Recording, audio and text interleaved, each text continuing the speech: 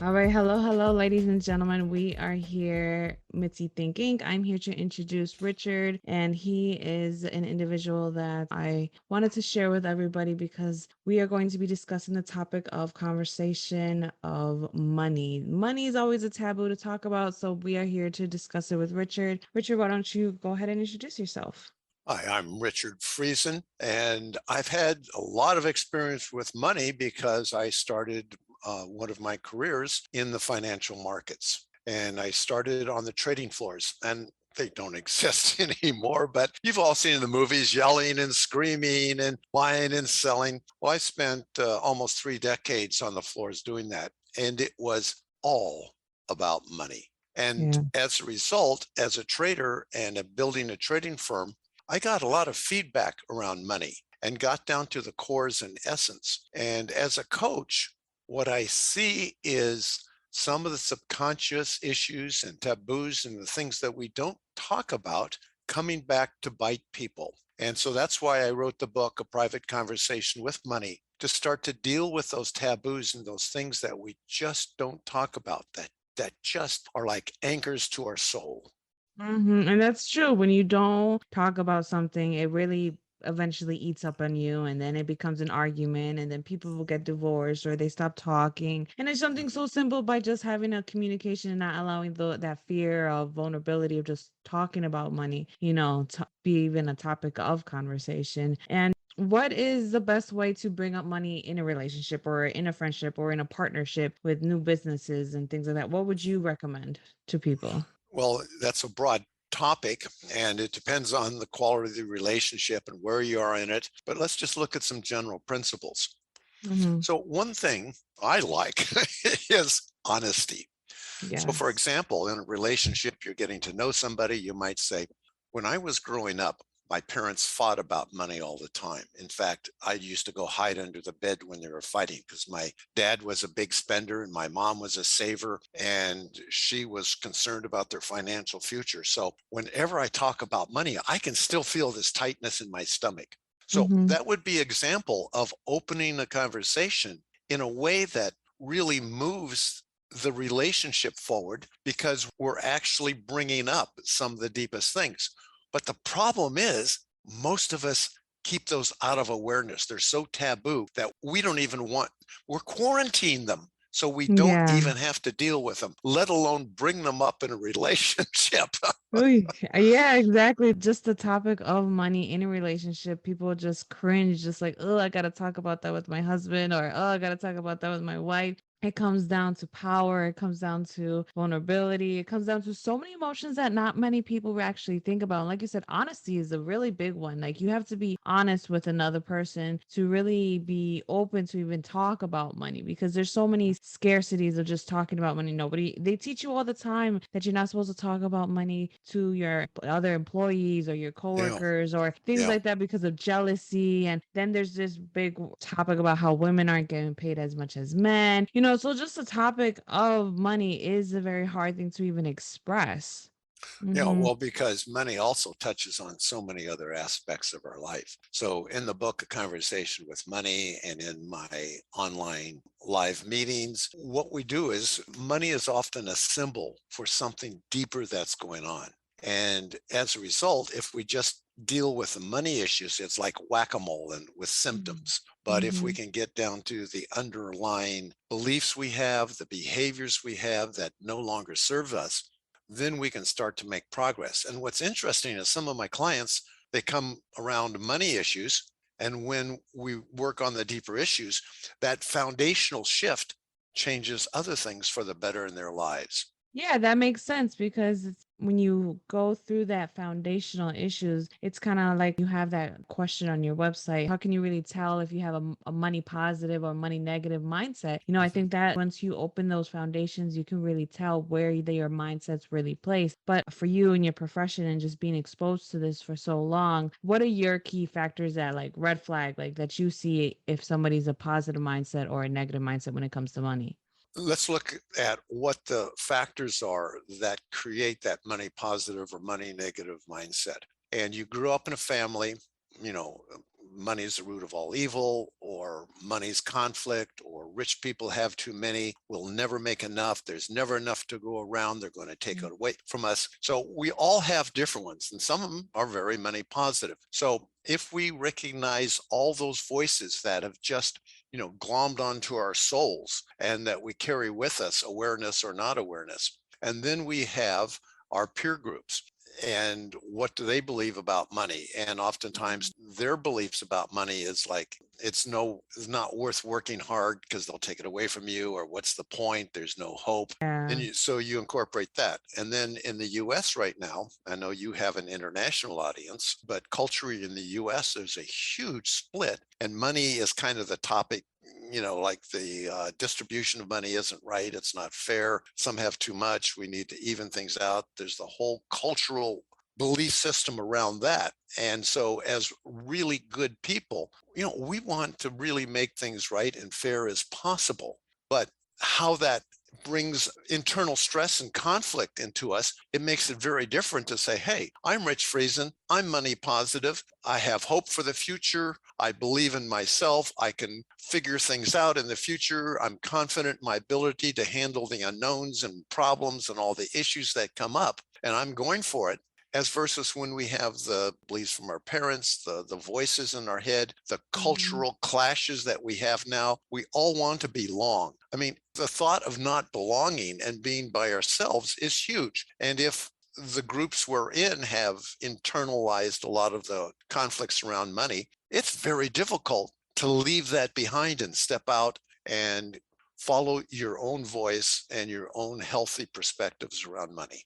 That's true. It's very hard to distinguish for yourself as an individual what works for you, what you're going to take from advice from your family, from your friends, from your Mm-hmm. peers, and things like that. So it is true what you say. It comes down to your culture, your environment, how you grow up, what you were exposed to really determine where your mindset's going to be on when it comes to money. And just because you have a certain environment or culture or whatever doesn't necessarily mean you're always going to have the great aspect and handling of money either. And do you think that's the importance of financial coaching and these money workshops that you provide and also other provide as well to take advantage of those type of resources so that you can have a better understanding and respect of money? Well, what you say, a respect of money, I think you've just hit upon a really important point. In my work, we relabel money, because when I say money, I'll do a group or talk to a client, and I'll say, I'm going Hmm. to say a word, and I want you to notice your physiology, your breathing, your tension, and I'll say money. Hmm. You can see Hmm. sometime, Hmm. Yeah, they tense yeah, up real quick, like, "Oy." yeah, money. So I've relabeled money certificates of appreciation. That's So nice. when I give you a service, a product, something that enhances your life, your enjoyment, your pleasure, your stability in your life, or the survival things that help you survive, you give me a certificate of appreciation. Wow, Rich, thank you for providing that for me. Here is my certificate of appreciation. And likewise, when I go to the grocery store or somebody does a service for me, I say, here is a certificate of appreciation for what you've done for me. I've had clients who tell me that that one shift alone has made a huge difference. Like this one woman said, I went to my boss to ask for a raise, and then you gave me that. And I realized I was asking for a certificate of appreciation for the work I do. So rather than Mhm. going and saying, I'm not making enough, I do on that, no, here's the services I provide, here's the value, and here's the certificates of appreciation that I believe I'm worth. Boom, she Hmm. got it, because Yeah. her energy, her mental attitude had made a significant shift. Oh, yeah. I'm just thinking about how you were putting it to myself on my own life. And I'm just like, wow, that's a big difference. If you really just change the wording, it changes the energy, it changes your perspective, Mhm. it changes how you actually feel with money because now you see it in a different way. And once you start seeing things in a different way, it helps you not feel so closed off and so negative and all these things that come along with money. So I guess my next question would be is because a lot of people get scared by this word of budgeting. Do you think budgeting is a key factor for financial growth, or do you think just saying budgeting is like saying dieting in the food world? Don't It's get me scary when you started. think you got to do Yeah, don't get me started on willpower and dieting. No, my it. wife is an excellent cook and challenges my dieting willpower every day. Temptations every there, right? It's Yeah. there to test you all the So, time. yeah. So, what you're bringing up is a process, that applies to many things in our life. And you brought up dieting and budgeting. So, what we have is we have internal conflicts, and all of us have made New Year's resolutions, Mhm. and all of us have not kept our New Year's resolutions. That's because we're trying willpower, discipline, but we got some energy inside of us that we don't deal with. And so therefore we try to ignore it, quarantine it, we try willpower, but eventually that breaks down with the right triggers. So what I do is I invite my clients and people in my workshops and in the book to step into another context. In other words, if I go down and I look at the fridge and I feel a need, something that isn't quite filled in my heart, or I'm anxious or worried about something, and in the moment, that food will give me relief. Or if we're thinking about money, if I did this the other day, I went shopping and I was kind of bored or whatever, and I Yeah. was looking to buy something to fill some other need. Mhm. But what if I say, I'm Rich Friesen. I am a powerful human being. And you could even add, I'm a child of God. I Mhm. have a future in myself. I have hope. Mhm. How good it feels in this moment to take care of not only myself now, but my future self. So in Mm. that moment, it's not a willpower or struggle. It actually feels better to acknowledge the power I have and the power I am.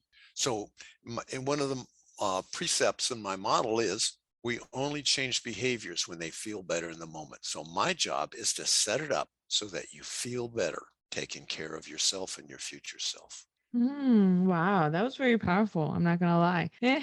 That was very nicely said. I think once you allow yourself to know that you have more power and you have more self-control, and it's for a greater good, not just for the moment, but for your overall life, long term, not just short term, and it can give you a sense of relief, because everybody has long term scares and long term goals and long term just worries that just constantly eats at people in their everyday life. And money's obviously one of them. And I think once you change the wording of money and change your perspective of money and giving yourself the power versus allowing the power to be put into your finances and into your money and into your debt, then you're able to see your life and your finances different, and I think what you're doing is a great thing for people to obtain on and jump on, because when you have an outlet to help you see money differently, I feel like it's going to have a ripple effect on your life. Well, what you're pointing out is at the core of what I do.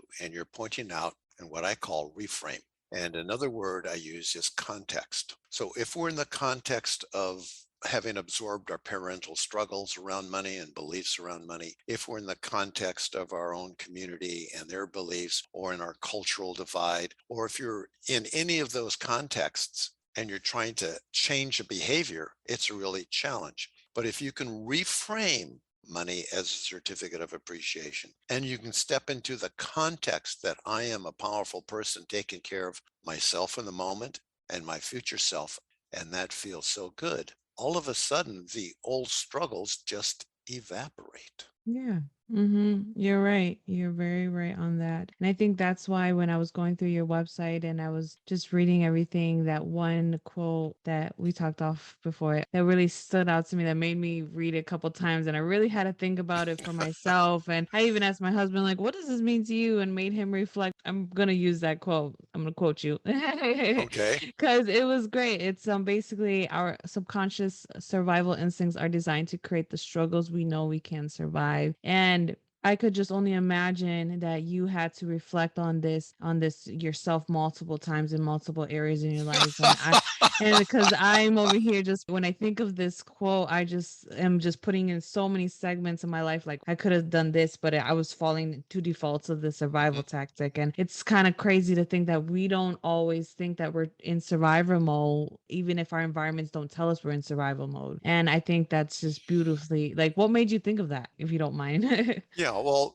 part of that comes from my own psychological training. But as you mentioned, and you were very insightful about, is my own life experience. So, if I look at some intimate situations in my life, my choice of spouses and whatever, is I carried over my parents' struggle. And Yeah. I knew I could survive that. But could I survive something better? My survival mechanism went, oh, we don't know about that. So you better make choices that you can survive. And, Hmm. it's quite understood how women especially will, if they've been abused by a father or stepfather, they will tend to choose a man who is abusive. And the reason is, and I have to say this is for my own life too, we know how to survive that abuse, or we know how to survive that pattern we grew up with. But to step into a pattern where we are accepted and loved and cherished, if we don't have that experience, our survival mechanism actually backs away from it and will do its best for us to create the world that repeats the ecology that we know we can survive. And I know this sounds crazy. And Mitzi, No. I so appreciate you acknowledging this, because my guess is most of your listeners will go, huh? No, for me personally, what you're saying makes perfect sense. To be honest, I feel that you're speaking alongside a very spiritual side as well, because when you have to grow mentally, you have to put all of that into perspective, you know? And I Mhm. think that's why my listeners listen to me, because I'm making them think about this not just in a physical sense, but in a mental sense, a spiritual sense, in every way sense that people can, because we have to look at life in a 360 manner, and we have to look at money in a 360 manner. We have to look at our struggles in a 360 manner. We have to look at everything that we've been through in a certain way that'll help us grow and level up and become a better version of ourselves, you know, because I honestly feel that we're just in competition with ourselves. And we just have to be a better version of ourselves each year, because if we don't, then you're only failing yourself. Because at the end of the day, nobody's paying attention to you as much as Okay. people think they are. May I point out some language? Please. We have to means that you're setting the language for struggle. Competition with ourselves is another way to set up struggle. So, Mm. may I suggest some alternative language for you to try? Yes, please enlighten me. Okay. Well, not enlightening you, but just again, trying the different language and framework and a reframe. I'm going to feel so good when. So Okay. try that and then fill it in whatever the have to was. Okay. I am going to feel so good when I get to where I need to be. Hmm. Cause if I have to get to where I need to be, then I'll feel much better once I get there. So, Yeah. like And that. what if you didn't have to? What if instead you are okay, Mitzi, right now, the way you are, and you have some dreams and desires? And as you work toward them, as you put all the pieces in place, that feels so good. No have tos, no shoulds, no competition, but stepping from one good feeling into another as you take care of yourself and your future self. So it's like more so being content with yourself and being content with your surroundings and what you have and what you obtained and all that, right? Well, I have what's called the golden keys, and the golden keys are first awareness. And we Mm-hmm. talked a bit about that, aware of the taboos that we've created for ourselves and we don't recognize. The second Mm-hmm. is acceptance. Not that you condone it, not that it's okay, but you consent to whatever you discover and Mm. accept it. And the third is creating agency. So, in other words, it used to be when my wife said something to me that just triggers some old stuff, I go, there was no difference between my what the happened on the outside and my reaction. So over the time, of course, I could say, "Oh, what's going on? My stomach's tight." Oh man, that's an old reaction. Mm. Okay, so it's awareness, and I don't say, "Damn it, Rich, don't do that again." I say, "That's fascinating. It's acceptance. Wow, that's an Mhm. old neurological pattern that doesn't serve me much anymore, but it's so close to being triggered. Well, that's interesting. I'm going to pay attention to see if I can bring my awareness to that moment. Fascinating. And then as we increase that awareness, then what happens is out of that real time awareness evolves what I call agency. That means I can now start making decisions and my behaviors from a higher self, from that agency. But that's very challenging to do if you're not aware of what's going on. It's challenging to do if you don't accept yourself and what's going on with curiosity and love. And with that agency, with that acceptance and awareness, you can start to develop agency. Now, with that agency, and this is what you talked about, what you should or have to do, you can now say, and now what would I like? What a reframe. It is. It really is. The way that you actually set it up with the golden keys, it actually makes a lot more sense. Because when I was saying what I was saying, I didn't realize it. And that was my subconscious just reacting the way that it is, Mm-hmm. how it's used to. But then the way that you were able to help me accept it and reframe it. And now I'm really looking at it in a different perspective. So thank you. Who knew this interview was going to be more than money? I Well, we can wasn't always expecting all this. well, what you've just said is so important. If we look at sex, money, if we look at relationships, all sorts of things that are taboo in our lives. And one thing I so appreciate about you is just heading straight into these issues and bringing them up, because I think that's where a lot of peace and rapport with ourselves and the world begins. So Yeah. wherever we start with these symptoms, if we go down and say, what is taboo? What are we avoiding? Then I think we touch upon a deeper foundation. So, yes, well said. No, you as well, well said, because I'm literally blown away. I'm gonna be thinking about this conversation for a while, and when I re-edit it and go through this again, it's gonna really help me because one doesn't really think that you are not conscious about these thoughts and about these actions. You're just going on your day every day like normal, so you don't really think deeper. You don't really do the awareness. You don't really Hmm. do the acceptance.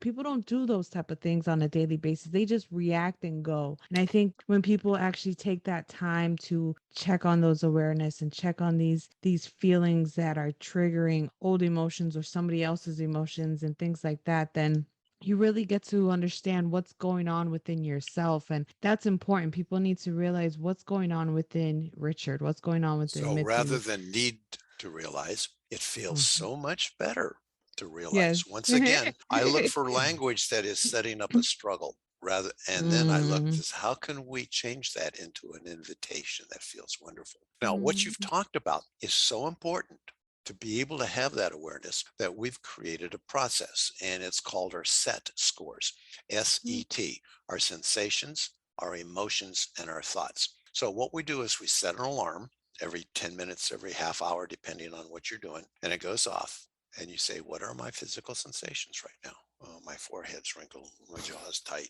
my chest tight, my heart's beating, my thigh. So we just go through head to toe, say, what are my physical sensations? No judgments, no need to change. What are my emotions? I'm kind of anxious right now. I'm a bit upset because of something my mom said or my son said, this, that, my emotions are that. Then we go, what are the quality of your thoughts? They're self-critical, they're affirming, they're creative, whatever they are, just be aware of it and then write them down. So the set scores, we have a mathematical formula from -5 to +5. The minus side is physical, means you're really sick.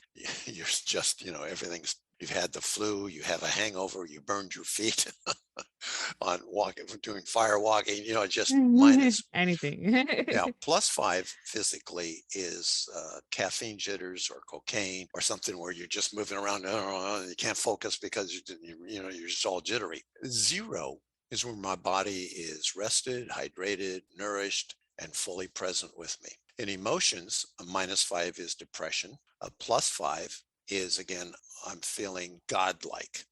I can do anything. Yeah. 0 means I'm just fully aware of myself and my environment, and I can bring the right context to it. In thought wise, -5 would be very critical. A +5, again, would move on the I can do no wrong, I'm godlike. So in Mhm. the 0, I'm fully present. So we have an application called Mind Metrics. And it gives you your ability to just click and select your score. So on depending on a daily or hourly basis, you can now see a color chart of where you are, sensations, emotions, and thoughts. And what then you can look at is how that impacts the world around you. And what's amazing is as you approach that 0 point of fully accepting yourself, of fully being there, the world changes in response. That's true. It really does. Just reacting, responding, reviewing the world. It's like sitting at a park on a bench and just watching the world go by. You just see it differently. And that's nicely said. I really do like your perspective. It's very different. I haven't talked to someone so far that has been very enlightened as you have. So I thank you for that. You're very welcome. And the enlightenment is years of making a lot of bad choices and mistakes and reactions and whatever. And that has brought me to my knees many times. And that's where a lot of the experimenting and trial and error has come from, to bring me to a place where I can fairly quickly invite people to increase their awareness and their self-acceptance. And from that, they then can create new discoveries and new behaviors that serve them better. Yeah, I agree. I think that that is nice for you to share because at the end of the day, you can either live with what you've done to yourself or you can live with what you've done and share it with somebody else and help them along the way. And you are sharing with other people, and I thank you. And I hope whoever needs to hear this message and who's listening, I hope they're able to get the enlightenment and that change of thought, that change of perspective that they may be inquiring and not even realizing that they even need. Because I didn't even know I needed to change my words. I'm gonna start looking up more words in the dictionary to change it. Use the thesaurus more too. And the book, A Private Conversation with Money. It's a very Yes. inexpensive way to start to look at. In it, there's Joe. He's a journalist and he's internally conflicted about money. But Mm. as you pointed out, it's not, once you start to talk about money, you're talking about some pretty core things when you get down to it. So Joe struggles and he has conversations with a character called Money. So Mm. if you're having struggles, Joe is right there with you, working through them. And we have a free online course with the book, and you Mm. can locate that. And it's mentioned in the book. And so you can start to expand on the things that Mitzi and I have been talking about. And so I'd look forward to hearing from you if you're interested. Awesome, awesome. Well, thank you so much, Richard, for your time and for your insight and your experience and just everything that you were able to share with us today. I greatly appreciate it. Is there anything else that you'd like to share with the audience before we wrap this up? No, it's just be aware, and the acceptance is such a big part. If we're Hmm. criticizing ourselves, what we're doing is we're setting up an internal struggle. So I invite you to just notice, be aware, and accept. And that is such a powerful way to improve your life. Awesome. Yes, I agree. Ladies and gentlemen, listen to Richard. He's the man who knows what he's talking about. Alrighty, I'm going to end the show. Thank you so much and stay tuned for more.